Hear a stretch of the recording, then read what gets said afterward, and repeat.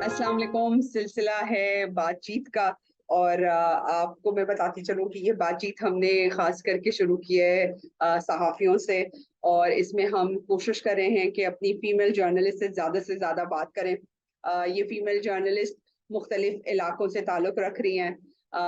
जहाँ जहाँ मुझे मौका मिल रहा है और उनके पास टाइम है, उनको मैं इंटरव्यू कर रही हूँ। और ये गपशप है एक तरह। ये चीज़ें जो नॉर्मली हम ये देखते हैं कि हमेशा सहाफ़ी जो है वो दूसरों की केस स्टडीज़ और चीज़ें सामने लेकर आ रहे होते हैं और इनके हवाले से कोई बात नहीं करता टिल द टाइम इनकी वो जिसे कहते हैं ना कोई ऐसी चीज़ जो वो खुद सामने ना लेकर आएँ।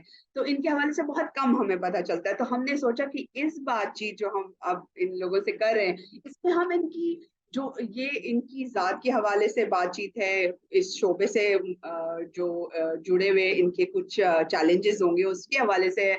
और बहुत सी स्टोरीज़ ऐसी हैं जिसपे ये प्राइड लेते होंगे, जो कि हमारे यहाँ करंट जो पॉलिटिक्स चलती है उसके अंदर कहीं आके गायब हो जाते हैं। तो आज भी मेरे साथ बहुत ही कॉम्पिटेंट जर्नलिस्ट मौजूद है। इनका ताल्लुक खैबर पख्तूनख्वा से है और फातिमा नाज़िश इस वक़्त हमारे साथ मौजूद है। Thank you Fatima. आवाज आ रही है मेरी आपको? हेलो, अस्सलाम वालेकुम। वालेकुम कैसी हैं? मैं बिल्कुल ठीक हूँ और मैं आपका तारुफ नहीं कराया। मैं चाहती हूँ कि आप खुद अपना तारुफ कराएं। मैं खुद अपना तारुफ़ करवाऊँ। सो मेरा नाम फ़ातिमा नाज़िश है और पेशे के लिहाज़ से मैं एक सहाफ़ी हूँ, दैट्स इट। That's it. अच्छा, ये तो बड़ा आपने वो कूज़े में बंद कर दिया यार। ये तो आपकी इतनी मेहनत है, इतने सालों की मेहनत है। कब से जर्नलिज्म कर रही हैं और किस इदारे मतलब मुख्तलिफ इदारों का बताएं, कहाँ-कहाँ काम किया और आजकल क्या कर रही? शाइस्ता 9 साल पहले स्टार्ट किया था एपीएस के इंसिडेंट के साथ ही मेरा आगाज़ हुआ था सहाफ़त का भी और तब से अब तक जो है इस फ़ील्ड को जो है वो पकड़ के रखा हुआ है, इस फ़ील्ड में मुझे भी और मैंने इस फ़ील्ड को तो स्टार्ट किया था मैंने समा के साथ जो कि एक लीडिंग चैनल है और मेरी ये एक बड़ी खुशकिस्मती रही है कि मुझे बड़े अच्छे प्लेटफ़ॉर्म्स मिले हैं। मैंने जब ज़ीरो से भी स्टार्ट किया था तो बहुत अच्छे प्लेटफ़ॉर्म से मेरी एंट्री हुई थी इस फ़ील्ड में और मैं अक्सर कहती हूँ कि हम सुनते हैं ये बात कि जो हमारे एक्टर एक्ट्रेसेस होते हैं वो कहते हैं कि भई आप इस फ़ील्ड में कैसे आए? तो वो उनका जवाब होता है कि इत्तेफ़ाक से। तो सहाफ़त जो है ये मुझे कुछ ना कुछ पता था कि एक जो है ना एक एक एक कीड़ा होता है आपके अंदर तो वो था मुझे कि कुछ ना कुछ तो है, कुछ ना कुछ तो मैंने करना है, मैंने ऐसे ही नहीं मरना, मैं हमेशा यही कहती थी। तो ये था कि सहाफ़त में आना हुआ और फिर मैंने समा के साथ अपना आगाज़ किया एज़ अ फ़ील्ड रिपोर्टर और वो होता है ना कि स्टार्ट में ख़वातीन को ये कहा जाता है कि अरे ख़ातून है और चलो अगर थोड़ी-सी प्रेज़ेंटेबल भी है, तो रख लो उसको एज़ अ शो पीस जो हमारे यहाँ पे एक ट्रेंड होता है और भई रिपोर्टिंग इसने क्या करनी है, चूड़ियाँ इससे बिकवा लेंगे, मेहंदी बिकवा लेंगे और मौसम का हाल बता देगी एंड इसके अलावा कुछ नहीं होगा। बट मेरे साथ जो अच्छा हुआ वो ये हुआ कि मैंने अपना स्टार्ट जो लिया था वो एज़ अ फीचर रिपोर्टर लिया था। और आपको पता है कि हमारे जो ख़ुसूसन जो वो न्यूज़ फ़ील्ड है, उसमें सबसे आखिर में जो चीज़ आती है वो फीचर रिपोर्टिंग आती है। मतलब कोई घास ही नहीं डालता ना उसको कि मतलब बुलेटिन का आखिरी जो 2 मिनट होगा वो फीचर रिपोर्ट को मिल जाएगा एंड दैट्स इट। सो लेकिन मुझे लगता है वो मेरे लिए बड़ी ब्लेसिंग थी क्योंकि मैंने फीचर रिपोर्टिंग से आगाज़ किया और फिर अल्हम्दुलिल्लाह उसमें अल्लाह ने इतनी ग्रिप दे दी कि विदिन 6 और 8 मंथ मुझे जब 4 best field reporter, feature reporter समा ने डिक्लेयर किए तो उसमें एक मेरा भी नाम था। तो वो वाह! मुझे वहाँ से हुआ कि अच्छा चलो अभी और अच्छा करते हैं और अच्छा इंस्पिरेशन करते मिल हैं। रही थी, हाँ, मतलब रिकॉग्निशन मिल रही थी। ऐसा कोई नहीं था कि आपको वो आखिरी स्लॉट मिला और उसमें किसी ने देखा ना हो कि फातिमा नाज़िर जो है वो रिपोर्टिंग कर रही। बिल्कुल। इवन मुझे एक दिन वो बड़ा आपको कहते हैं ना जब आपको लगता है कि अच्छा आप कुछ वाक़ई अच्छा कर रहे हो। मैं डेस्क पर थी अक्सर ऐसा होता था क्योंकि हमारा काम ऐसा होता था कि असाइनमेंट कभी नहीं है तो आप डेस्क भी सँभाल लेते थे। तो मुझे एक दिन कॉल आई हमारे कराची हेड ऑफ़िस से और उन्होंने कहा कि जी हमारे एनएलई आपसे बात करेंगे। तो जब एनएलई ने मुझसे बात की और वो मेरे मेरे साथ उनकी फर्स्ट वो थी जो है हुँ। कन्वर्सेशन थी। तो उन्होंने मुझे कहा कि मैं आपसे बस ये पूछना चाह रहा था कि आप ये बताएँ कि आप इससे पहले कौन-से चैनल में काम करती थी? तो मैंने कहा मैं तो किसी चैनल में काम नहीं करती थी। तो उन्होंने कहा नहीं आपने पीटीसी की लगता है बाकायदा ट्रेनिंग ली हुई है। ये पीटीसी का आइडिया आपको कहाँ से आता है? तो खैर वो बड़ा एक हिम्मत बंदी, और फिर उसके बाद जो है वो लगे रहे। तो मैंने 3.5 साल समा में काम किया, और फीचर रिपोर्टिंग ही मैंने की। सो उसके बाद फिर मुझे I got the opportunity to work with Hum, which is again a leading network of Pakistan. So फिर हम के साथ काम करने का मौका मिला, और हम के साथ मैंने पूरे 5 साल काम किया। अच्छा। लेकिन हम के साथ काम करते हुए जो सबसे अच्छी चीज थी वो ये थी कि मैंने हम के साथ बहुत कुछ किया। मुझे हम में रिकग्निशन जो मिली, वो मुझे लगता है कि बहुत कम लोगों को, अल्हम्दुलिल्लाह। मैं अगेन जो अपने लिए जो ब्लेस्ड का लफ्ज इस्तेमाल करती हूँ, तो मैं आई रियली मीन इट। तो मुझे वहां से जो है हमसे ये सिलसिला चला, और फिर इदारा ऑर्गेनाइजेशन जो मुझे लोग मिले थे जो हमारे यहाँ पर पेशावर में हेड थे, जो हमारे डीएन थे इस्लामाबाद में, उन्होंने बड़ा सपोर्ट किया। मैं बस एक ईमेल जो है वो दाग देती थी, या मैं बड़े धड़ल्ले से कहती थी कि आई गॉट दिस अपॉर्चुनिटी और मैंने ये काम करना है, तो आप बताएंगे क्या? तो वो कहते ओके गो विद इट, हमारा काम मुताज़न हो, आप करो। तो मैंने फिर उसी में रहते हुए मैंने बीबीसी उर्दू के लिए लिखा, फीचर रिपोर्टिंग भी की, बीबीसी उर्दू के लिए मैंने हिस्ट्री पीस भी लिखे, डिजिटल साइट पे भी मैंने बीबीसी के लिए सर्व किया। तो तकरीबन 8-10 माह मैंने बीबीसी के लिए काम किया, कुछ इंडिपेंडेंट के लिए स्टोरी की as a freelance journalist, Pakistan television पे as an anchor show host किए, रेडियो पाकिस्तान में मैं काम करती थी, और जैसे कि मैंने बोला दर्जनों फेलोशिप्स मैंने हम में रहते हुए, बड़ा कुछ वाह। हम में रहते हुए मैंने, लोग जान गए हम में रहते हुए। तो फिर उसके बाद चीजें थी वो सो चल वाला मामला, तो आपको पता है होता है, और फिर काम करते रहे। लेकिन हम में मैंने सिर्फ फीचर रिपोर्टिंग नहीं की, हम में मैंने अपने आप को प्रूव किया as a health beat reporter and as educationist, education reporter. और उसके साथ साथ मैंने बहुत ज्यादा काम किया आर्कियोलॉजी और जो कल्चर है उसके ऊपर भी। तो मेरी जो रिपोर्ट्स थी अभी भी अल्हम्दुलिल्लाह, जो ऑर्गेनाइजेशंस हैं जो रिलेट करती हैं इनसे, तो वो कहते हैं कि आपने हमें बेस्टेस्ट काम दिया है अब तक जो केपी से कल्चर और इसका हुआ। तो बस ये सारी चीजें थी। लेकिन करंटली अभी मैं जो काम कर रही हूँ वो मैंने रिसेंटली ज्वाइन किया है डॉइचे वेले को, डीडब्ल्यू उर्दू सर्विस को, और it's been 8 month I am associated with Deutsche Welle. और रिसेंटली एक और मैंने जगह ज्वाइन किया, मुझे वो कहते हैं ना एक वो अंदर कर, अब ये भी कर लो, ये भी कर लो, ये भी कर लो। तो तकरीबन 3-4 माह हुए मैंने खैबर न्यूज में as a current affair host start किया है। सो ये चीजें चल रही हैं, और भी बहुत कुछ चल रहा है। सो दैट्स नहीं, it. But Fatima, it sounds so interesting, और मुझे बहुत खुशी हो रही है बिकॉज हमारे यहाँ पे हमने देखा है कि मुझे आपका एक एक क्लाइम नजर आ रहा है। मतलब हमारे यहाँ पे हम देखते हैं कि रिपोर्टर्स हमेशा हॉरिजेंटल मूव करते हैं, कभी भी वर्टिकल उनकी मूवमेंट नहीं होती, but you been lucky, right? So आप क्या समझती हैं वो कौन से ऐसे फैक्टर्स थे which was like helping you कि आप इसे क्लाइम करें इस लेडर को? अ, मैंने आपको कहा ना शाइस्ता, कि मैं अपने आप को इसलिए भी ब्लेस्ड और लकी समझती हूँ बिकॉज मुझे जो अपॉर्चुनिटीज मिली, मुझे उनको अवेल करने का भी फिर मौका मिला। ये नहीं कि दस्तक दी किसी ने, किसी मौके ने, और मैंने उसको जाया कर दिया, मैंने उसको अवेल भी किया। और मैं कभी भी अवेल ना कर सकती अगर मेरे इर्द गिर्द जो आपके कहते हैं ना हाई अप्स होते हैं, आपके बॉसेस हैं, वो आपको अलाउ ना करें। तो मैं उस सिलसिले में भी बड़ी खुशकिस्मत रही कि मुझे लेग पुलिंग करने वाले लोग ज्यादा नहीं मिले। मिलते हैं हर जगह आपको, लेकिन मुझे ज्यादा नहीं मिले। और मुझे जो लोग मिले उन्होंने मुझे पुश किया, जब भी मैंने कहा कि मैंने ये करना है, मैंने वो करना है, तो उन्होंने कहा कि ओके अगर आप हमारा काम मुतासिर नहीं कर रही हैं तो आप मैनेज कर सकती हैं तो आप करें। इवन मैंने ड्रामा भी किया लास्ट ईयर हम के लिए। तो मैंने बहुत कुछ किया। सो किसी चीजें ये भी कर लो, ये भी कर लो, ये भी कर लो। तो मेरे ऑफिस में हमारे जो बीसी थे वो मुझे अक्सर कहते थे आर यू योर सेंसेस, आपको आपको एक्चुअली आप क्या वरना कर वो रही एक हैं? कसम मैंने कहा से देखें ये सारी वाली बातें छोड़, चीज, क्या हाँ कर रही नहीं। हूँ सिर्फ एक चीज के साथ। जी जी, प्लीज गो अहेड। हाँ, मैंने मैंने उनको एक ही बात की, मैंने कहा देखिए आप मेरी कंसिस्टेंसी देखें कि मैं ये नहीं कर रही कि मैं मतलब सुबह में एक तरह का काम करूँ तो शाम में मैंने दूसरी दुकान खोली है, मैं काम एक ही कर रही हूँ लेकिन बहुत सारी जगहों पे कर रही हूँ। तो ये मेरी डिवोशन यही है कि मैं एक ही काम को पकड़ के बैठ गई हूँ, जगह जगह पे उस काम को कर रही हूँ। सो दैट्स मेरा व्हाट ख्याल है मैं जो तरक्की के लिए कहना बहुत चाहती ज्यादा जरूरी है कि कंसिस्टेंसी आपकी जरूर हो, आपको पता हो कि आपने जाना किस तरफ है। अच्छा ये बताएं, क्योंकि आपने कहा कि आपका जो समा में आपने टेररिज्म की रिपोर्टिंग के हवाले से, और पिछले दिनों जब हम कंस्ट्रक्टिव जर्नलिज्म के एक प्रोजेक्ट में काम कर रहे थे तो तब भी आपने बॉम्ब ब्लास्ट जो थे वो कवर किए थे। वो एक्सपीरियंस कैसा है Fatima, keeping in mind the safety and security of journalist? Shaista मैं आपको to be very honest and frank speaking के हमारे यहाँ पर इदारों में कभी भी कोई आपको सेफ्टी की मेजरमेंट्स नहीं दिए, प्रोवाइड कुछ नहीं किया था कि आप इसके जगहों पे जाकर आप रिपोर्टिंग कर रहे हैं तो आपको कोई सेफ्टी किट्स दी जा रही हैं या आपको कुछ इस तरह। लेकिन सिर्फ एक चीज होती थी, हम में ये चीज होती थी, लाइक मैं और इदारों के नाम नहीं लूंगी, हमें ये कहा जाता था कि आप सेफ साइड रखें, बहुत अंदर की तरफ नहीं जाना है और ये वो। लेकिन फिर आपको पता है कि जब आप ग्राउंड पे होते हैं तो फिर ये सारी बातें एक साइड पर होती हैं, फिर आपको पता है कि मैंने काम करना है, मैंने खबर लेके आनी है और मैंने उस चीज को दिखाना भी है, तो फिर आप वो सब कुछ कर रहे होते हो, इंटेंशनली कर रहे होते हो, अनइंटेंशनली कर रहे होते हो, लेकिन आपको करना होता है वो।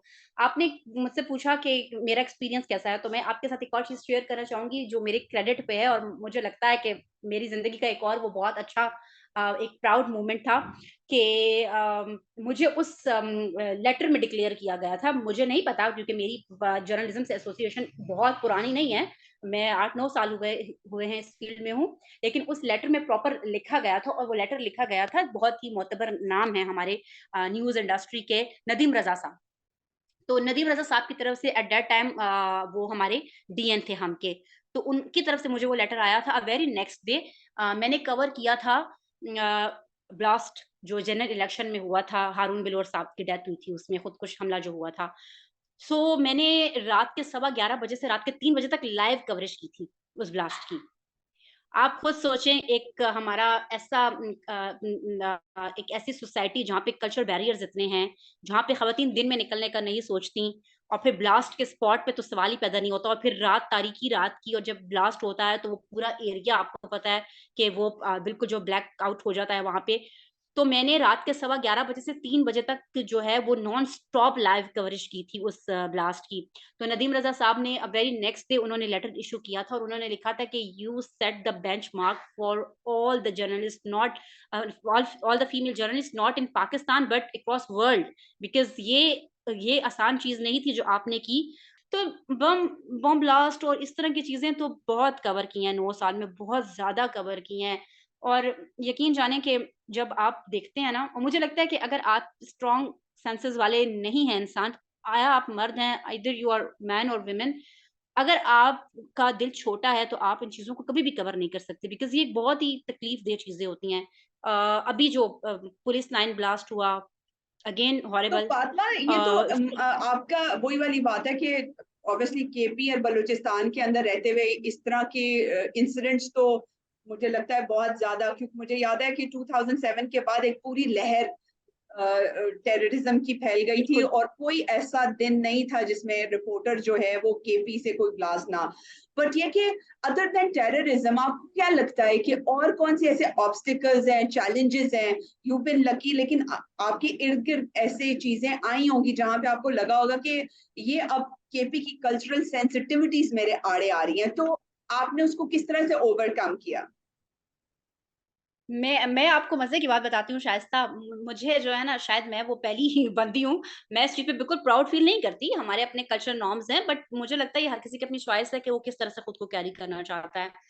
तो मेरा हमारा ये है कि जिस घर में हम पले बढ़े, हमारे घर में कोई ऐसा नहीं था कि आप बहुत बड़ी चादर करके वो करो।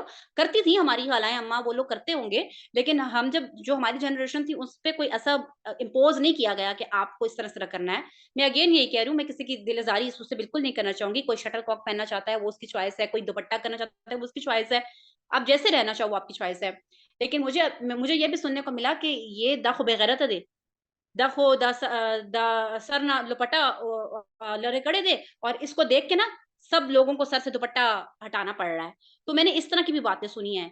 फिर आपको पता है कि आप एज अ फीमेल अगर आप बाजार में खड़े हैं, मैंने आपको बताया मैंने फीचर रिपोर्टिंग की और बहुत ही ज्यादा की, शायद ही मेरे मेरे अलावा मैं ये क्लेम करती हूँ, और मैं हमारी तमाम अगर खैबर पख्तूनख्वा की फीमेल जर्नलिस्ट होंगी भी तो मैं ये क्लेम करती हूँ कि जितनी गली गली और जितने बाजार बाजार मैंने खड़े होकर काम किया है ना, लेकिन मैंने एक ही फार्मूला अपनाया हुआ था, क्योंकि अगर मैं वो ना अपनाती तो शायद मैं कभी भी काम ना कर सकती। मैं जब खड़ी हो जाती थी ना सड़क पे, जब मैं रोड पे मैं बाजार में खड़ी हो जाती थी, तो मुझे ये लगता था कि बस सिर्फ मेरी आंखें हैं, बाकी सारे अंधे हैं तो फिर ही मैंने काम किया। अगर आप ये नहीं ये सोचोगे तो आप वाला कभी ना भी सोचे काम। तो आप काम नहीं कर सकते। सो आपको क्या तो लगता है कि जिस तरह से आपने मतलब स्ट्रांगली इन सारी चीजों को फेस किया, keeping in mind the cultural sensitivities और ये सारी चीजें, प्लस फैमिली का भी सपोर्ट होगा, तो आपको क्या लगता है कि फैम जर्नलिज्म की, सॉरी आपकी जी, आवाज नहीं आ रही। आई सेड कि फैमिली के सपोर्ट के बगैर तो यू कांट डू एनीथिंग, हम सबको यही पता है। मैं हमेशा से यही सोचती हूँ और कहती भी हूँ इस चीज़ को, मैं बड़ा इस चीज़ के ऊपर मैं ज़ोर देती हूँ कि आप हमारी जितनी भी ख़वातीन हैं, आप चाहे जितने भी फेमिनिस्ट हो जाएँ, हम जितने भी फेमिनिज़्म के ऊपर बात कर लें, लेकिन हम अपनी सोसाइटी से, अपनी ज़िंदगियों से हम जो मेल रोल है, उसको नहीं हम जो है वो एक्सक्लूड कर सकते। वो हमेशा वहीं पर रहेगा। मैं हमेशा से यही कहती हूँ कि आपकी ज़िंदगी में आपका बाप, आपका बेटा, आपका हस्बैंड, आपका भाई ही वो मर्द है, जो आपको अलाउ करता है घर से बाहर निकलना, जो आपको फ्रीडम देता है कि आप एक इंडिपेंडेंट खातून के तौर पर अपने आप को जो है वो इंट्रोड्यूस करवा सको और अपने लिए कुछ कर सको। तो अगर ये लोग आपके साथ नहीं हैं, अगर आपका फैमिली, आपका सपोर्ट सिस्टम नहीं है, तो आप कुछ भी करने के काबिल नहीं है। तो इस चीज़ को बिल्कुल। तो आप खातिर बिल्कुल So कि I हमने खुद think कुछ ये it's not related to feminist या feminism in the sense कि हम समझते हैं कि हम उन लकी खानदानों में से आते हैं जहाँ पे हमारे वालिदैन और हमें मौका मिलता है कि हम अपनी तालीम मुकम्मल करें और फिर जिस भी प्रोफेशन में हम आना चाहते हैं, but there are some challenges जो कि खवातीन एक्सपीरियंस करती हैं। अपार्ट फ्रॉम दैट, क्योंकि ऑब्वियसली हम एक बहुत ही ऐसी जर्नी को सामने लेकर आ रहे हैं जो कि खवातीन के लिए बहुत ज्यादा इंस्पायरिंग हो और बहुत ज्यादा, क्योंकि आप लोगों को देख के बहुत सी जो लड़कियां हैं वो आना चाहेंगी इस फील्ड के अंदर। तो मुझे जो मेरा और आपका जो फर्स्ट टाइम इंटरेक्शन था that was in constructive journalism. तो उस स्टोरी के बारे में कुछ बताइए कि वो स्टोरी क्या बिल्कुल। थी। और चूंकि डोइचे वेले के साथ हमारा ये प्रोजेक्ट था, तो कैसे देखती हैं आप कंस्ट्रक्टिव जर्नलिज्म को? पाकिस्तानी मीडिया में इसकी ज़रूरत है और क्या पाकिस्तानी मीडिया इसको करता है या नहीं करता? अच्छा, शाइस्ता, एक चीज़ जो है ना, मैं अब बहुत ज़्यादा फ़ोरम्स पे मैं ये बता भी रही हूँ कि हमें दुनिया को हमारी ब्रेकिंग न्यूज़ की ज़रूरत नहीं है। दुनिया बिल्कुल ये नहीं देखना चाहती है कि हमारा कौन-सा लीडर कितने घंटे जेल में गुज़ार कर आया और अब वो कब बाहर निकलेगा और जेल में उसके पास एसी था या वो टीवी चल रहा था या नहीं चल रहा था, तो किसी को ये चीज़ नहीं देखनी है। जो दुनिया को देखना है, वो जो वो चाह रहे हैं, वो कंस्ट्रक्टिव जर्नलिज़्म का ही कॉन्सेप्ट है, जिसके ऊपर जो डॉयचे वेले ने इंट्रोड्यूस करवाया है। और मैं उस वक़्त डॉयचे वेले का पार्ट नहीं थी, लेकिन चूँकि मेरी अपनी जो सहाफ़त है, जो मैंने आपको बताया कि मैंने जो मैंने हम में काम किया, मेरे क्रेडिट पे एक और चीज़ ये है अल्हम्दुलिल्लाह कि मैंने अपने इस पूरे जो मेरा करियर है, उसमें मैंने कंस्ट्रक्टिव जर्नलिज़्म ही की है। फीचर रिपोर्टिंग तो मैंने आपको बताया कि वो तो एक साइड है मेरा, लेकिन मैंने कंस्ट्रक्टिव जर्नलिज़्म की है, वो जर्नलिज़्म जो कि आपको सिर्फ़ किसी इश्यू को आइडेंटिफ़ाई नहीं कर रही, बल्कि वो आपको वो सॉल्यूशन भी आइडेंटिफ़ाई कर रही है, कि अच्छा अगर ये मसला है, तो इस मसले को आप किस तरीके से काउंटर कर सकते हैं। तो सॉल्यूशन बेस्ड जर्नलिज़्म बहुत इम्पोर्टेंट है। हम दूसरों की ज़िंदगियों में किस तरह से चेंज ला सकते हैं, ये इसके ऊपर बात करना बहुत ज़रूरी है। और फिर ये वो उस तरीके को कितने इफ़ेक्टिव तरीके से आप दिखा सकते हैं, वो काम एक जर्नलिस्ट कर सकता है। और अगर आप कंस्ट्रक्टिव जर्नलिज़्म के मयार पे पूरे उतरते हैं, तो मुझे लगता है कि आज के दौर में आप एक अच्छे जर्नलिस्ट हैं। और मेरी जो रिपोर्ट्स हैं, मेरी रिपोर्ट्स का हमेशा से यही होता है अल्हम्दुलिल्लाह कि उनका जो फीडबैक होता है, वो ऐसा नहीं है कि एक रिपोर्ट आई और वो चली गई। वो लोगों ने देखी, थोड़ी देर एन्जॉय किया, उस पे तबसरा किया और वो खत्म हो गई। No, it's not like this. मेरी रिपोर्ट्स के ऊपर प्रॉपर एक्शंस भी होते हैं, लोगों को फ़ायदे भी होते हैं। अगर मैं अपने जो मैं सोशल इश्यूज़ कोई उठाती एक हूँ, उनके ऊपर स्टोरी भी जो आप बात शेयर करना चाहें जिसके ऊपर एक्शन हुआ? ऐसी बहुत सारी हैं, लेकिन मैं एक अपनी इसकी वो करूँगी जिससे लोगों को फ़ायदा हुआ, मैं वो भी बताना चाहूँगी। मैंने डॉयचे वेले के लिए एक बनाई थी, एक हमारी खैबर पख्तूनख्वा की फर्स्ट फीमेल इंडस्ट्रियलिस्ट हैं खातून। तो उस स्टोरी के ऊपर जो है अमेरिकन कॉन्सुलेट ने वो स्टोरी उठाई और उन्होंने उनको ग्रांट ऑफ़र की है फिर। तो मतलब इस तरह की भी हुआ। फिर इस तरह बहुत सारी चीज़ें ऐसी हैं, लाइक किसी हॉस्पिटल में किसी चीज़ की निशानदेही कर दी मैंने, उसकी में थी जो न्यूरोनेटर्स होते हैं आपके अस्पतालों में, न्यू बॉर्न्स बच्चों के लिए जो ऑक्सीजन के वो होते हैं, तो उसके ऊपर मैंने की थी कि एक ही बेड के ऊपर 10-10 बच्चे जो हैं उनको ऑक्सीजन ऑक्सीजन दी जा रही है। और जो हमारे डॉक्टर ने बताया, तो उन्होंने कहा था कि ये हम सिर्फ वालिदैन को ना सेटिस्फाइड करने के लिए करते हैं, एंड में मरना सारे बच्चों ने होता है, क्योंकि वो उनके लिए इनफ नहीं होती। तो ख़ैर उसके बाद जो है गवर्नमेंट जो हमारी हेल्थ डिपार्टमेंट है वो कुछ उसमें भी आ गई, लेकिन उसका एक बड़े जो या सैड आप उसको कह सकते हैं एस्पेक्ट था या इंटरेस्टिंग था, तो उसके बाद उन्होंने मुझे 1 साल तक अस्पताल में घुसने नहीं दिया। तो अच्छा, ये चीजें ये भी होती चीजें भी हैं आपको कि फेस करनी आप पड़ती है। इससे फिर तो कोई ऑब्वियसली तभी तो आपको पता चलता है कि आपके काम का कोई ना कोई इम्पैक्ट आ रहा है। अच्छा, फातिमा, कोई डिपार्टमेंट नाराज हो जाए तो जी, बहुत मुश्किल होता है क्योंकि जी, जी, आपने उन्हीं लोगों के साथ काम करना है, तो आप अपनी बात को जारी रखें। जी। तो उन्हीं लोगों के साथ काम करना होता है। लाइक मुझे एक दफ़ा याद है कि मैं पेशावर यूनिवर्सिटी जर्नलिज़्म डिपार्टमेंट में थी और वहाँ पर जो स्टूडेंट्स थे उन्होंने मिसबिहेव किया था और मैं बहुत देर तक सुनती रही और फिर मैंने आखिर में उनको मतलब कोई बात कर दी और उसके बाद मुझे जी कॉल हमारे ब्यूरो चीफ को आई, ये समा का वाक़या है। तो अच्छा, ब्यूरो चीफ को कॉल आई और उनको कहा गया कि इन साहिबा को आइंदा जर्नलिज़्म डिपार्टमेंट मत भेजिएगा।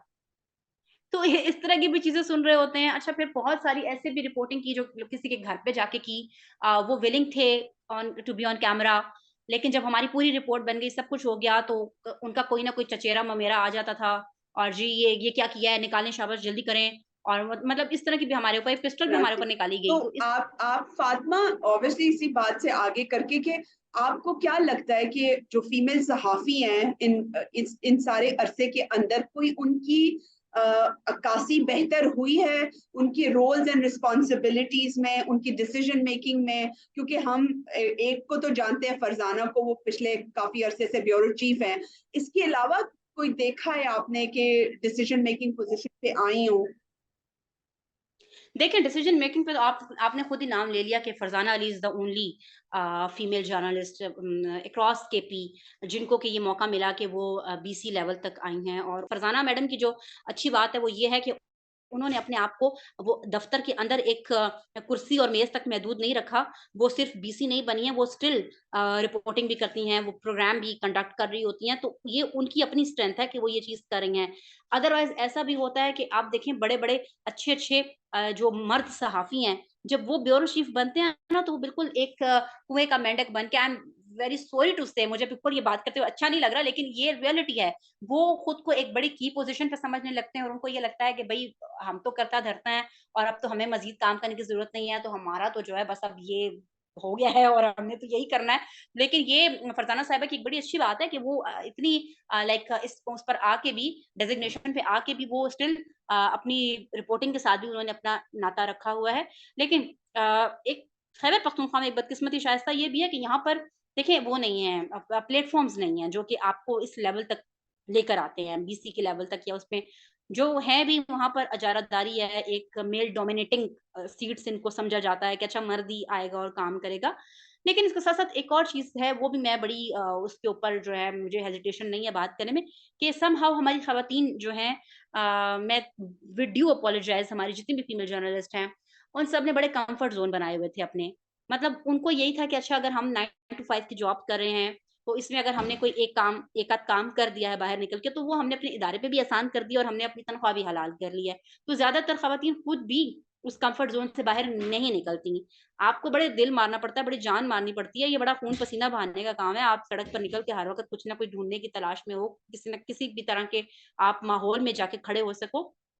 तो कुछ हमारी जो केपी की ख़वातीन हैं, एक तो लेक ऑफ अपॉर्च्युनिटीज़ था और दूसरा ये है कि अपने कम्फर्ट ज़ोन्स ने भी उनको बड़ा नुकसान पहुँचाया है। डू वरना यू हमारे यहाँ पे थिंक कि बहुत क्या अच्छी होना ख़वातीन जर्नलिस्ट चाहिए, हैं, जो बहुत क्या कर सालों से काम सकते कर हैं? रही हैं। मैं नाम नहीं लूँगी लेकिन वो बहुत अरसे से हैं, उनको 15-15, 20-20 साल हो गए हैं इस फ़ील्ड में और होना तो यही चाहिए था कि जो जी, जी, प्लीज़। सॉरी मुझे I didn't hear you. It's alright. आप कह रही थी कि होना यही चाहिए था कि वो क्लाइंब करती, ऊपर जाती, तरक्की करती, राइट?